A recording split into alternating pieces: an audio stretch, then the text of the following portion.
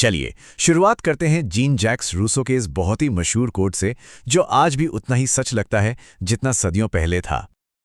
लेकिन जब हम अपने आसपास देखते हैं तो क्या नजर आता है? पॉलिटिकल उथल-पुथल, लोगों में बढ़ता अविश्वास और एक एहसास कि जिन सिस्टम्स पर हम निर्भर थे वे शायद अब टूट रहे हैं। क्या हो अगर इसका जवाब आज से लगभग 300 साल पहले ही एक फिलॉसफर ने दे दिया हो? आज हम रूसो की उसी चौंकाने वाली भविष्यवाणी को समझने की कोशिश करेंगे जो आज एक हकीकत बनती जा रही है। सुनने में थोड़ा अजीब लग सकता है ना? लेकिन शायद रूसो ने सदियों पहले ही हमारी आज की पॉलिटिकल अस्थिरता का सबसे सटीक विश्लेषण कर दिया था। आइए देखते हैं कैसे।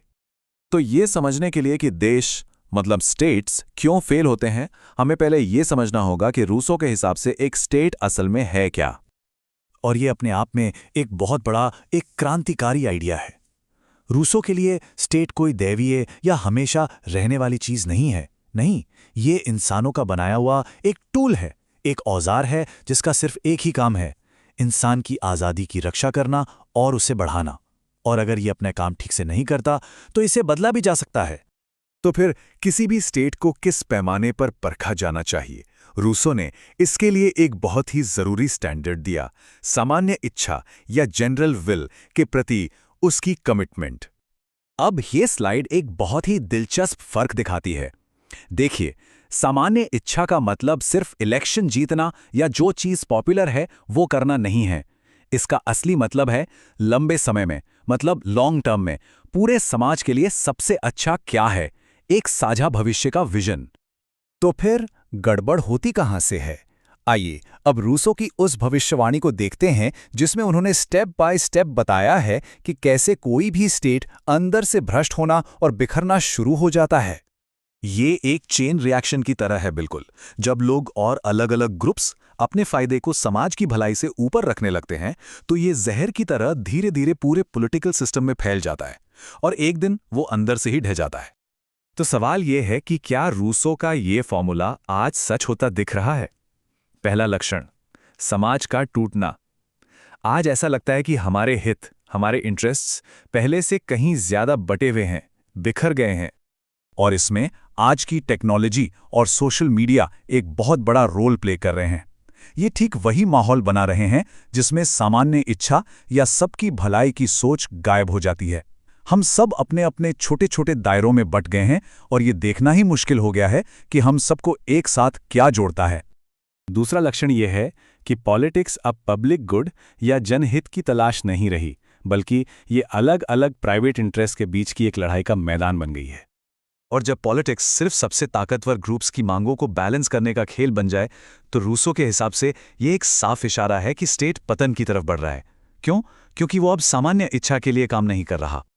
और ये हमें आखिरी और सबसे खतरनाक लक्षण तक ले आता है, खुद स्टेट पर से भरोसे का पूरी तरह उठ जाना। सोचिए, जब लोग चुनाव, मीडिया और यहां तक कि सरकार जैसी बुनियादी संस्थाओं पर ही यकीन करना छोड़ दें तो क्या होगा? रूसो के नजरिए से देखें तो ये आखिरी स्टेज है। स्टेट अपनी लेजिटिमेसी मतलब अपनी वैधता खो रहा है और यही तो उसके होने का आधार है। तो किसी स्टेट का अंत दिखता कैसा है? रूसो के मुताबिक ये कोई हिंसक क्रांति नहीं है जैसा हम फिल्मों में देखते हैं, नहीं, बल्कि ये पावर का एक बहुत ही धीमा, लगभग न दिखने वाला ट्रांसफर है। यहां देखिए कैसे वो काम जो कभी सिर्फ स्टेट के थे, जैसे कि करेंसी छापना या बड़े बड़े इंफ्रास्ट्रक्चर बनाना, वो अब धीरे धीरे प्राइवेट कंपनियों के हाथ में जा रहे हैं। पावर हमारी आंखों के सामने लेकिन चुपके से खिसक रही है। अब हम रूसो की भविष्यवाणी के सबसे चौंकाने वाले हिस्से पर आते हैं, एक ऐसा हिस्सा जो हमारी एक बहुत ही आम सोच को चैलेंज करता है। ये सवाल मन में आता ही है, अगर स्टेट जो हम पर शासन करता है वो कमजोर हो जाए या गायब हो जाए तो क्या हम ज्यादा आजाद नहीं हो जाएंगे? लेकिन रूसो की चेतावनी ठीक इसके उलट है। उनके लिए एक सही, एक लेजिटिमेट स्टेट का खत्म होना आजादी की शुरुआत नहीं है।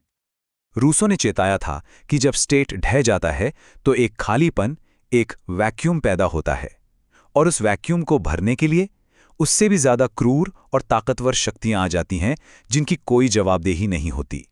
आजादी बढ़ने के बजाय वो इन शक्तियों के हाथों में चली जाती है।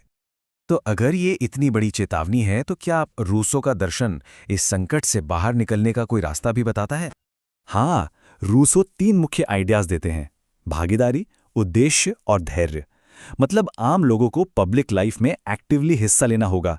स्टेट को अपने असली काम यानी आज़ादी की नींव को मजबूत करने पर फोकस करना होगा और हमारी पॉलिटिक्स को छोटे-मोटे फायदों से ऊपर उठकर लॉन्ग टर्म स्टेबिलिटी के बारे में सोचना होगा। और ये हमें इस आखिरी लेकिन बहुत ज़रूरी सवाल पर लाकर छोड़ देता है। अगर रूसो सही हैं और स्टेट सिर्फ एक टूल है, एक औजार है, तो इसे ठीक करने या फिर से बनाने की जिम्मेदारी आखिर है किसकी?